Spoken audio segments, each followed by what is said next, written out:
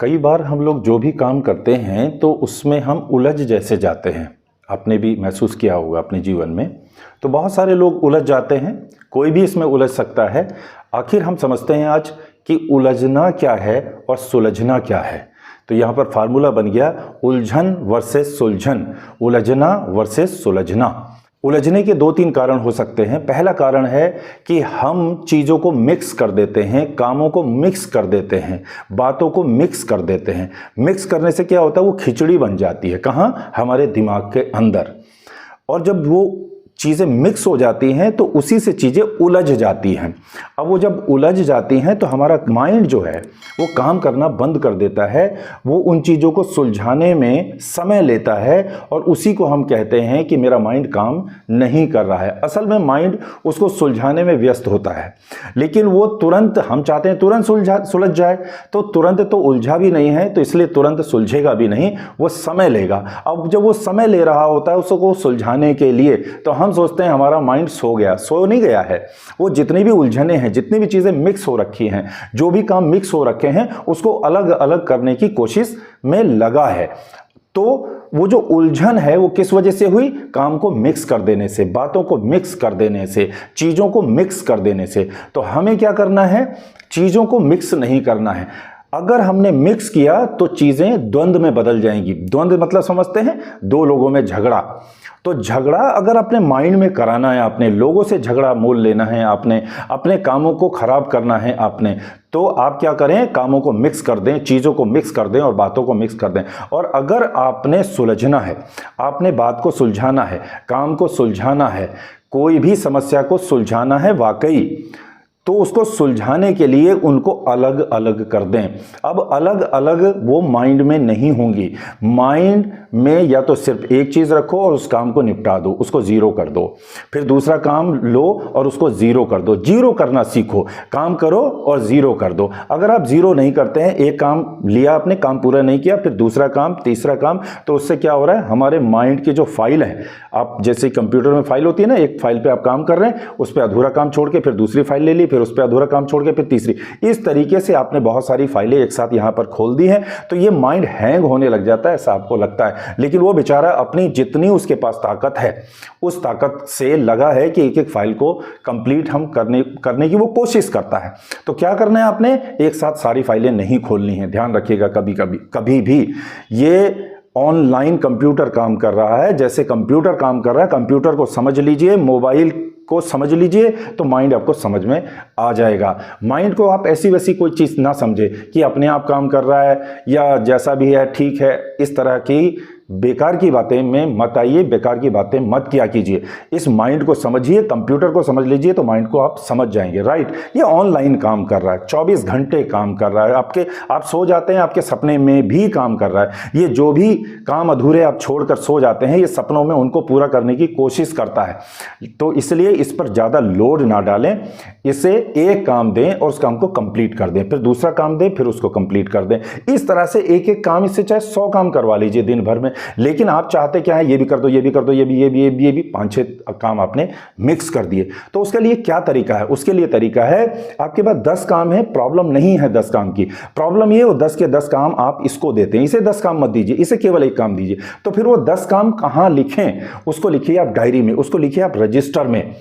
जैसे जैसे आप रजिस्टर में सीरीज में बनाते चले जाइए, एक काम इसको दीजिए, उसको सॉल्व करा लीजिए, एक काम दीजिए, इसको सॉल्व करा दीजिए। तो एक एक करके ये सारी उलझने समाप्त कर सकता है। लेकिन हमारी जो आदत पड़ी हुई है, वो आदत पड़ी हुई है कामों को मिक्स करने की, कामों को उलझाने की। फिर हम कहते हैं कि हमारा माइंड जो है काम नहीं कर रहा, पता नहीं क्यों, मेरी किस्मत खराब है। किस्मत नहीं खराब है, हमारा मेथड खराब है, हमारा तरीका खराब है काम को करने का। तो उस मेथड को ठीक कर लीजिए, उस तरीके को आप सुधार लीजिए, तो आपका माइंड भी खुश हो जाएगा और आपके काम टाइमली ठीक होते चले जाएंगे।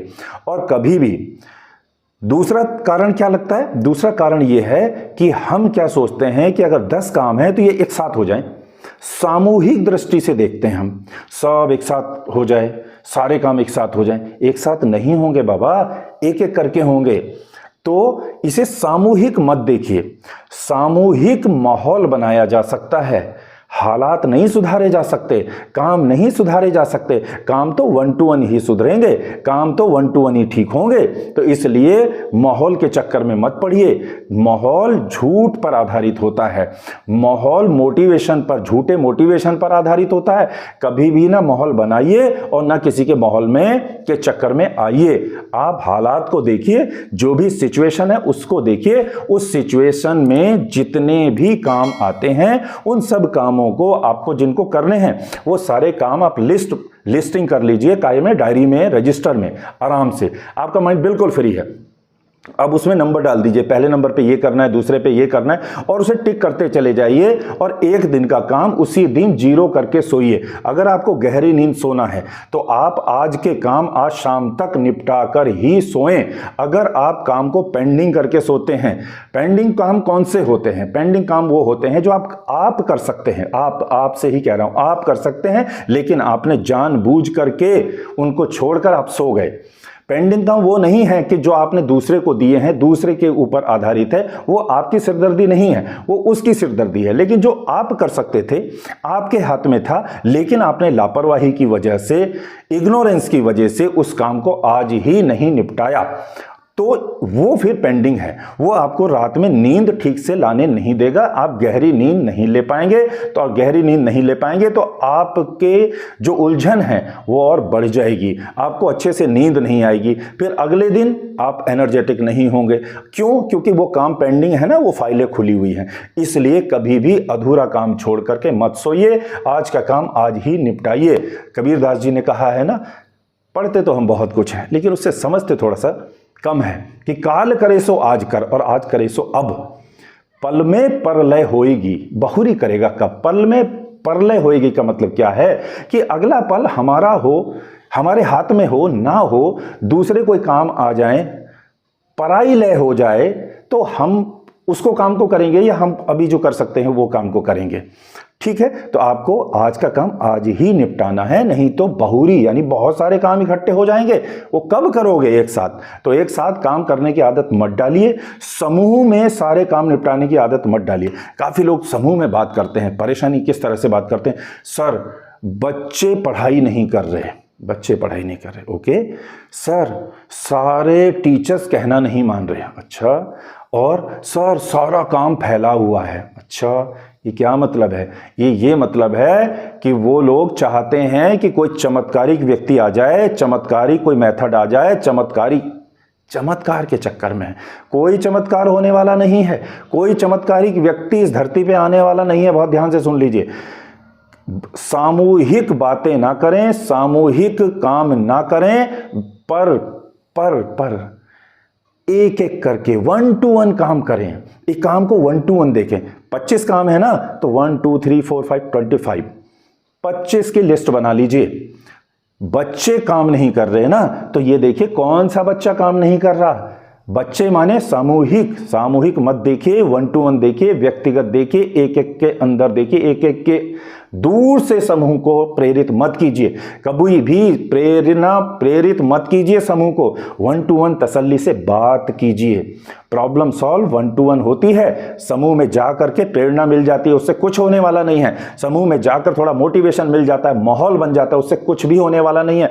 माहौल झूठ पर आधारित हो सकता है, सच्चाई पर आधारित तो 1 to 1 है। तो 1 to 1 बात कीजिए, 1 to 1 प्रॉब्लम को सॉल्व कीजिए। जब आप बच्चों के नजदीक जाएंगे, 1 to 1 टीचर से बात कीजिए, 1 to 1 बच्चों से बात कीजिए, 1 to 1 काम कीजिए, 1 to 1 बात कीजिए। सारे जब आप 1 to 1 पे आ जाएंगे तो आप समूह को भूल जाएंगे, तो पता चलेगा कि वो सारा समूह अपने आप ठीक हो गया। समूह एक साथ ठीक नहीं होगा, 1 to 1 से ही होगा। तो अगर आपने उलझाना हो तो उसको समूह में कर दें, उसको इकट्ठा कर दें, इकट्ठा दृष्टि से देखें, समूह को देखें, और अगर सुलझाना हो तो 1 to 1 देखें और 1 to 1 ही काम करें। तो सुलझाने के लिए एक एक करके लिस्टिंग करके 1 to 1 काम करने पर बड़ी से बड़ी प्रॉब्लम सॉल्व हो जाती है। अगर कोई बहुत बड़ी प्रॉब्लम है तो ऐसा मान लीजिए जैसे लौकी है बहुत बड़ी, तो हम पूरी लौकी तो कुकर में नहीं डाल देते ना, तो क्या करते हैं, उसके छोटे छोटे पीस कर देते हैं। ऐसे ही आपके बस की नहीं है वो प्रॉब्लम सॉल्व करना, तो क्या करें, उसके पीस कर दें, छोटे छोटे छोटे छोटे छोटे छोटे किस्तों में काम करें, छोटे छोटे स्टेप्स बना दें, और स्टेप्स यहाँ नहीं बनाएं, कॉपी पे बनाएं, डायरी पे बनाएं, लिख लें और एक एक स्टेप पर काम करें।